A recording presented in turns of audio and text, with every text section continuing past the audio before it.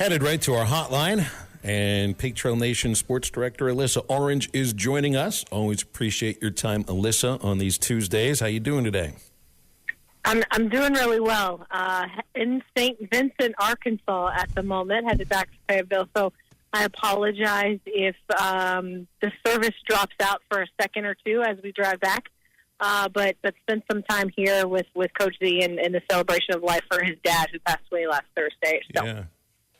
How's he doing? We missed him on Saturday in the radio booth. His father, Otto, passed away. I think it was just a couple days before that. And, man, Matt's talked to me about his parents before, and he's a family man through and through, so I hated it for him. How's he doing? See, she just really well, but of course, yeah, he's holding it in together. I might lose you here in a second. Maybe I'll tell Saul to drive a little faster. Just kidding. But no, he's doing. Maybe one of those segments where if you're in St. Vincent, if you're not driving towards the freeway, I have a feeling that you have a lot of trouble getting your cell phone reception going for you. So I don't know if Alyssa's still there or not, but we may have to work on this at some point. Sounds like that is an unmistakable sound. You hear a click. You hear a click on the telephone. It's not a mouse. It's not a mouse. It's not a computer thing. So we'll work on getting Alyssa back. But yeah, I've not been to St. Vincent, but I do know that if you are not headed towards the freeway there, it's going to be a little bit before you get the signal back. Yeah, I'm a big time. I know you are too, Phil. Big time Coach Z fan, and you know he's been on my mind the last few days. I know he's been on yours as well. So yeah, thinking about him. Otto, what a cool name right there. That's just I dig that name. And looks like we're working on getting Alyssa back here. So Alyssa, do we have you back? You still here with us? We got you now? Yes. Hey, Phil. Sorry, Matt. Sorry, okay. guys. Yeah, no, that's all right. I lost you for a second.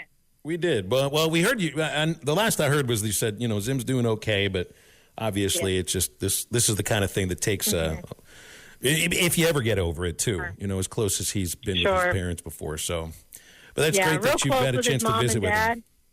Yeah, 94 years old, man. Lived a great life. Married to his wife, Pat, for 70 years. And so left a great legacy. A lot of Zimmermans in that Zimmerman clan. And, of course, Coach Z is one of them. And so it was good to be there to support him and his family. Well, maybe Zim is the good luck charm this weekend. Get back in the win column for the football team. There's a lot of positives to take away from the loss to Oklahoma State. It's just the last segment I said, you don't know what the defining characteristics of this football team are right now. They look like they're a lot better than last year. But there have been teams that I've seen before in any sport where the defining characteristic is mistakes, turnovers, missed assignments, low snaps. Sometimes those are the things that don't get fixed. It's just those are things you can fix, right? Exactly. And I think that's the biggest thing is, can these guys learn from the mistakes last week and not continue to do them over and over again and try to clean some of those up? Because I think that's the biggest thing that stuck out to me after this loss was not the attitude. It's not an attitude problem. It's not a giving up problem. It's just, snaps. Those things you can fix. And so that's the positive, is that if you can change that and turn that around, I think, you go in and you beat UAB, but you've got a really strong chance to beat Auburn and Texas A&M right now in Auburn and at Arlington at AT&T Stadium if they continue to play clean football, because I think they're talented. I think it's why Sam said he's excited about this team, because they're a good football team when they're clicking on all cylinders and they're not making those mistakes. Clean 60 minutes of football and win some football games. Alyssa, one of the things that surprised me the most was the score was 21-0. We had the ball, and Jaquindon Jackson was in the game. And it was like, why are you not putting RB2 in now? That's the perfect time to get him some reps and get him some flow, knowing it's a long year. It sounds like maybe they're going to go to that where they're going to start playing some more running backs. Do you think that helps the Hogs? I really do, and that's an excellent point, Matt, because Sam talked about it yesterday, too, where you go from a game, and I get it was UAPB and you were winning big late, so you were able to play a lot of guys, but you played about 85 guys or so in that first game, and then you only play about 35 to 40 guys in that second game.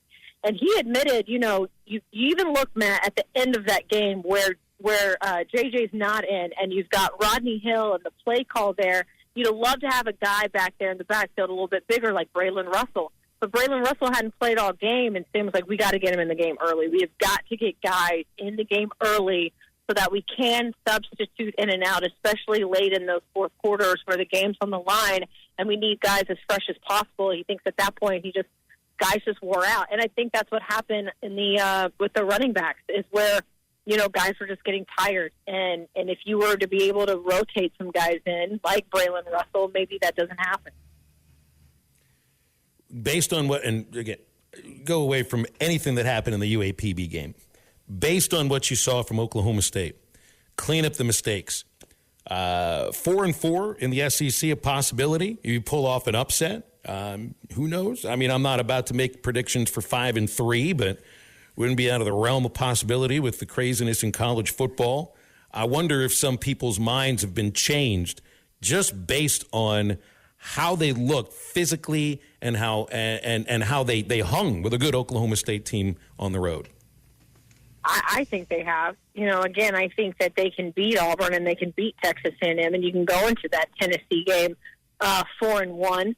Now, I don't think you're going to beat a Tennessee team, and then you have Texas, and that's a tough stretch there, and that's going to be difficult. But what I think that Oklahoma State game did was give the fans who weren't sure yet a little bit of hope of this is not last year's team.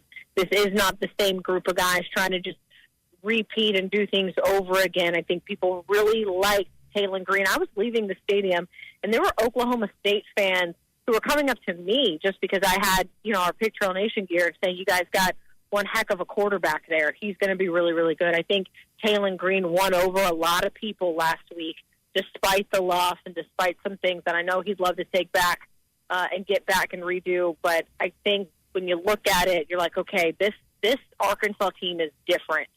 And that's the biggest thing that I think fans picked up on Saturday. Hey, Alyssa, I'm a big fan of our back end right now, our safeties, our cornerbacks. I think they've been playing extremely well. I love the way they fly around and hit. How are we, who is somebody, if it's not Landon Jackson, we have to be able to rush the quarterback, make him uncomfortable. How do you see this team getting to that? Is it going to have to be a zone blitz, something with the scheme? Because I don't know if one-on-one we have guys that can get to the quarterback. Yeah, I'm really curious to see how Anton Junkas continues to develop and just play at this speed. He transferred in from Albany, and a lot of good defensive ends have come out of that program. But you just got to get used to the speed of the game at this level. And so I'm curious how his development goes over the course of the season. But that's where I think you look at guys like Xavier Story or Steven Dix Jr., and you get them involved a little bit more to try to get pressure on the quarterbacks. That's the one thing that they weren't able to do against Oklahoma State, and we get that Alan Bowman gets the ball out really quickly, but you got to be able to get some pressure and make guys uncomfortable back there in the pocket in order to have some success on defense. Outside of some of the position groups we've talked about here, has anybody stood out to you? I mean, the guy that I really like is Danico Slaughter. It looks like he closes on the ball handler really well and just tackles. If he gets to you, I think he's going to bring you down. He looks like somebody that's played a lot of SEC football. Has anybody like that stood out to you? Mm-hmm. Yeah, I think for me, I'm seeing guys for the first time just because of the lack of fall camp that I got to see, which was 15 minutes of practice. But, offensively, I really think that Isaiah Satenya has come a really long way, and I like him and what they're trying to utilize him. And, of course, he had that one muffed punt, which really wasn't all his fault because he got hit as he was about to catch. But he has really stuck out to me on the offensive side of the football to where that's a guy who's taken such strides over the last 2 seasons as really a backup special teams kind of guy, and he could be a really big target for Taylen Green because he's got that speed and he has the hands, and I'm excited to see what his year looks like.